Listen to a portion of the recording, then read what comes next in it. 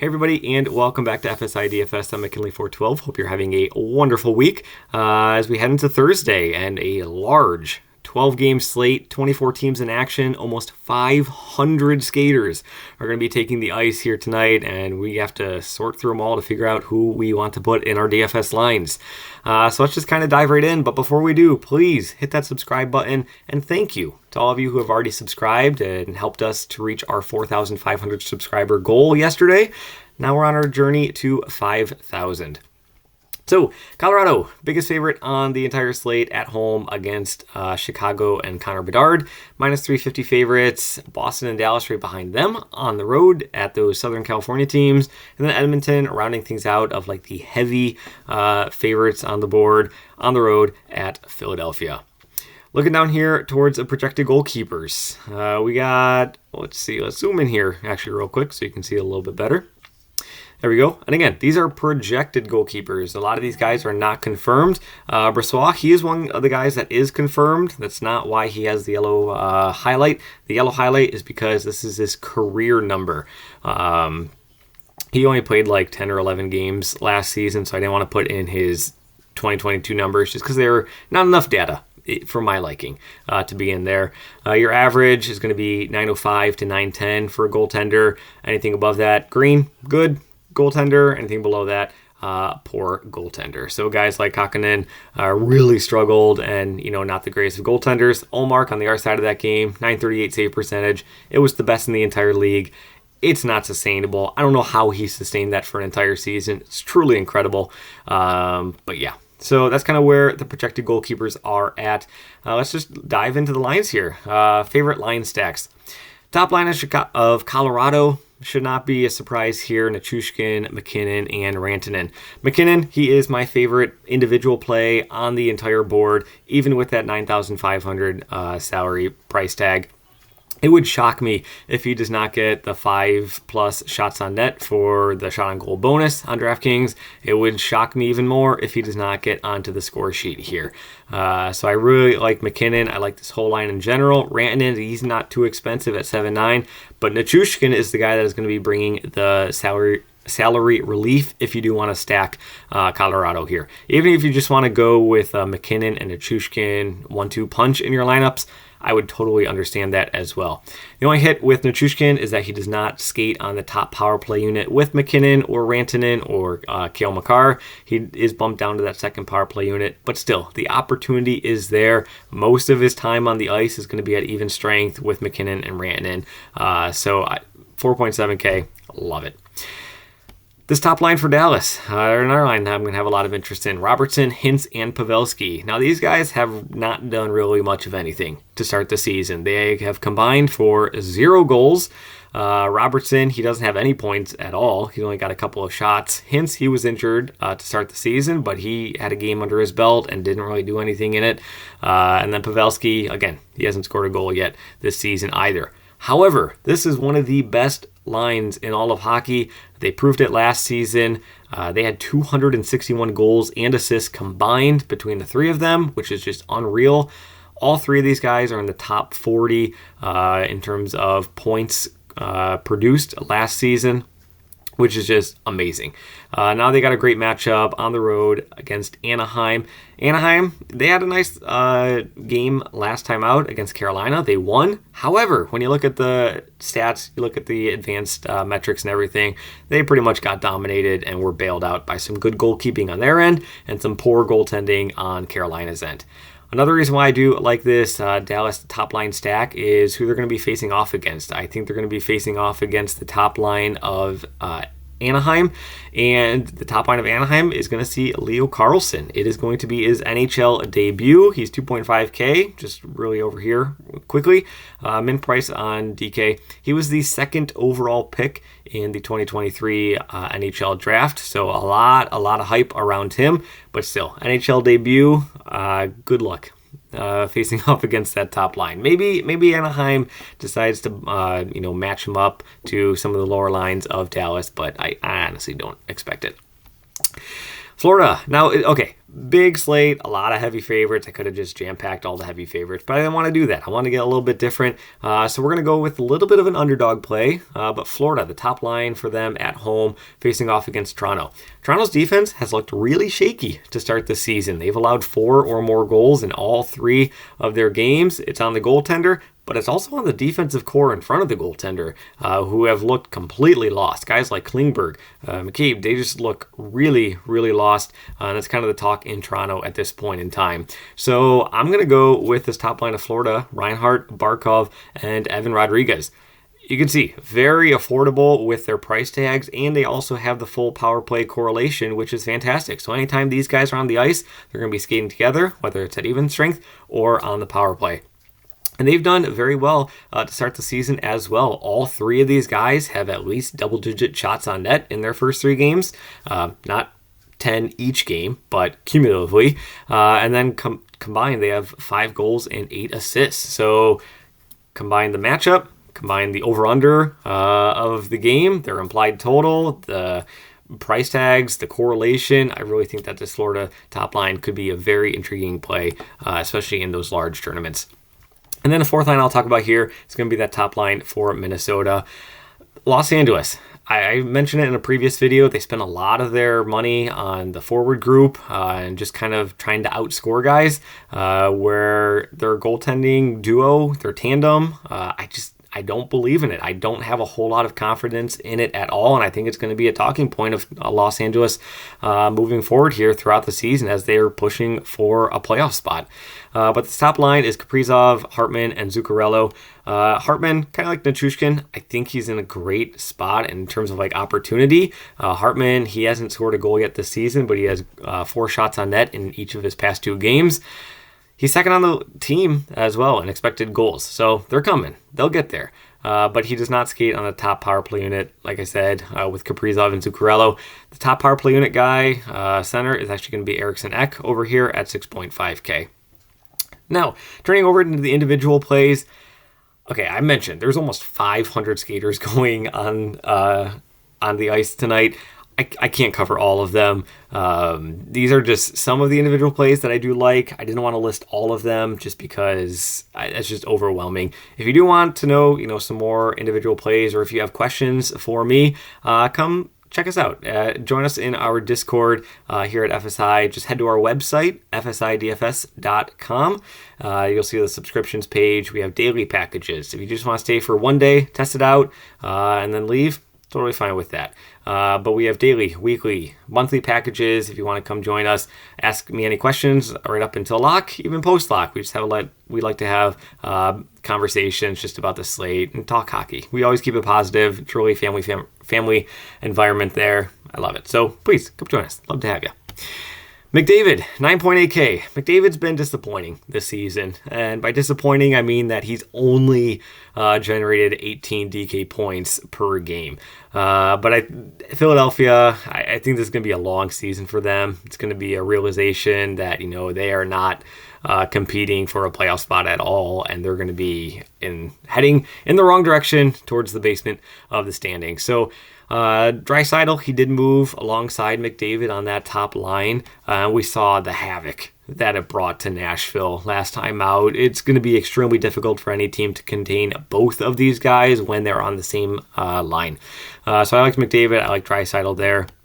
Braden Point for Tampa Bay facing off against Vancouver. This is the high over-under game. It's got an over-under of 7. Tampa Bay is a home favorite. And Braden Point, he just does it all. He shoots the puck like crazy. He's always involved in the offense in terms of the power play, in terms of goal scoring.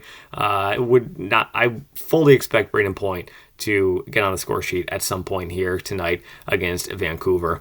Jack Eichel, he is been shooting the puck more than anybody in the entire league. I think his past 3 games, he's got 22 shots on net. I want to say he's gone 8, 8, and 6 in his past 3 games. So he's shooting the puck like crazy. He's got, again, I think a nice matchup on the road at Winnipeg.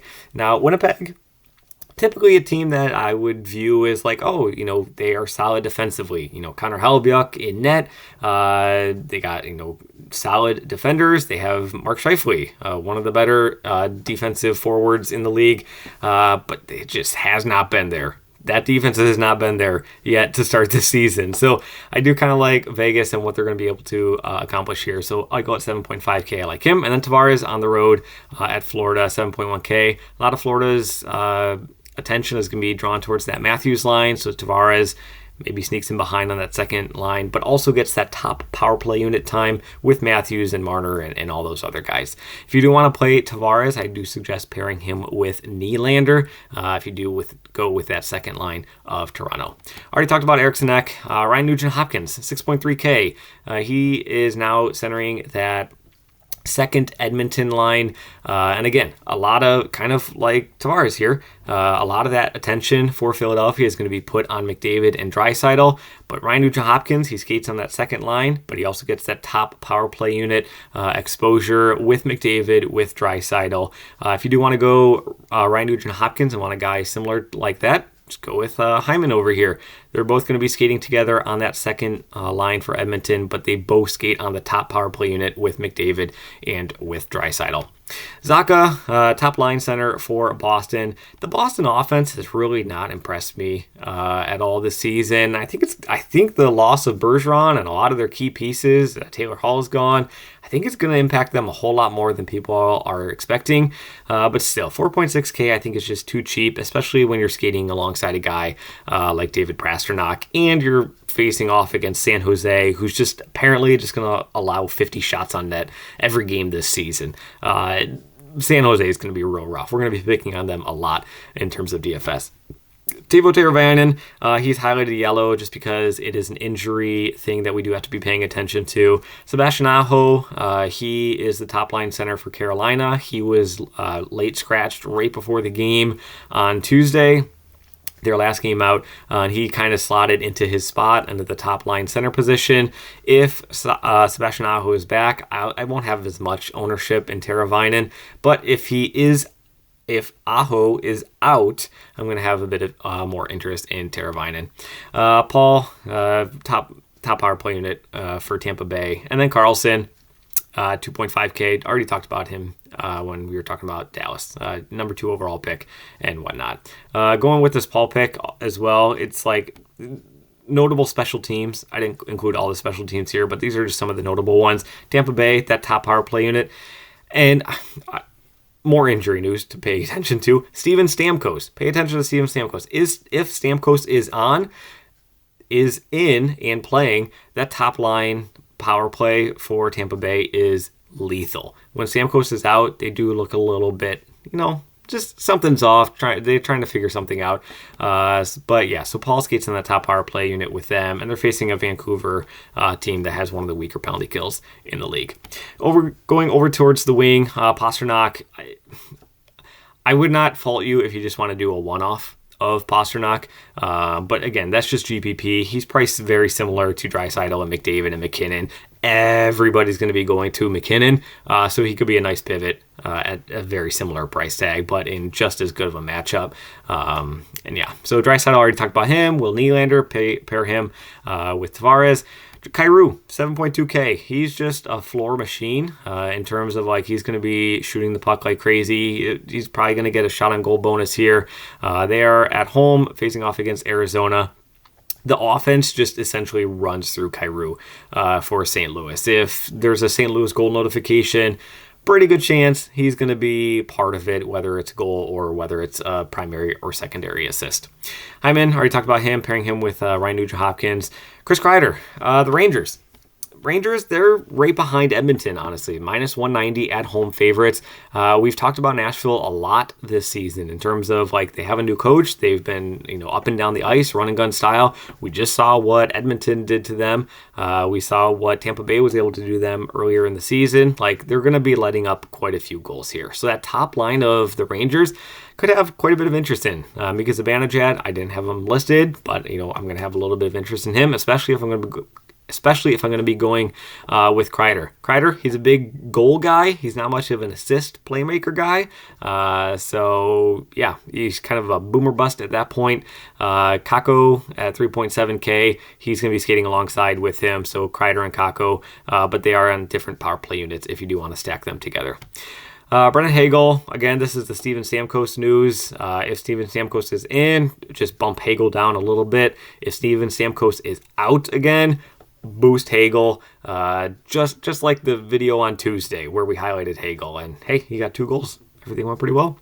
Nikolai Ehlers, top power play unit for Winnipeg. I don't know. He kind of fit well with kind of where the salary was. But honestly, if I'm telling the truth, there wasn't a whole lot I was liking in this 4K range. But Ehlers, he hasn't done much so far to start the season. But I mean, he's much more talented than the 4.9 price tag.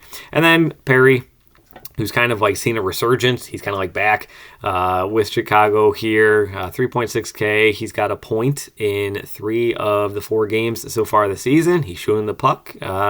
Gets top power play unit time. Maybe worth a dart. Then heading over to the defense, I've already talked about Tampa Bay, how I think that they're in a really nice spot here. Hedman's going to be leading the charge there. Bouchard, he's going to be quarterbacking that top power play unit for Edmonton. So pairing him with McDavid or Draisaitl, or even if pairing him with Ryan Nugent-Hopkins or Hyman, totally would get that in that regard. McAvoy, he's quarterbacking everything on the Bruins back end, and he does a lot of the peripheral stats. He's going to shoot the puck. He's going to block the puck. He's going to score goals. He's going to get assists. He's kind of the all-encompassing guy. I do like him there. Heiskanen, very similar. If you don't want to pay up for any of these Dallas guys, drop one of them down and then throw in Heiskanen if you do want to go with a bigger Dallas stack.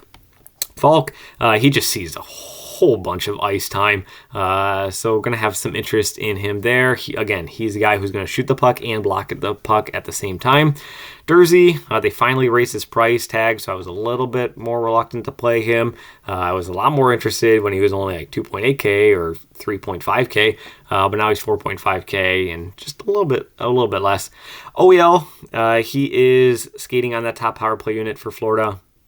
He's quarterbacking at 3.7K. Again, just another very affordable Florida piece. I think that Florida actually might, as I'm talking, might be one of my more I can't think of the word. I really like them as the GPP play. Wow, I don't know what's going on there. Parayko at 3.7, same price tag for St. Louis. And then Korchinski and Alexiak, you're just kind of looking for shop lock bonuses at that point in time. So that's kind of where the slate breaks down. I know it was a lot of information all of you at once, but thanks for watching. I really do appreciate it. Please drop a comment down below. We've been getting some great comments, and they really mean a lot to me. It really makes my day, all the positivity that we have been seeing. So good luck in your contests as always. Enjoy Thursday night football, because I know that's going to be a big thing as well, and we'll have another video out for you tomorrow on Friday. Have a good one.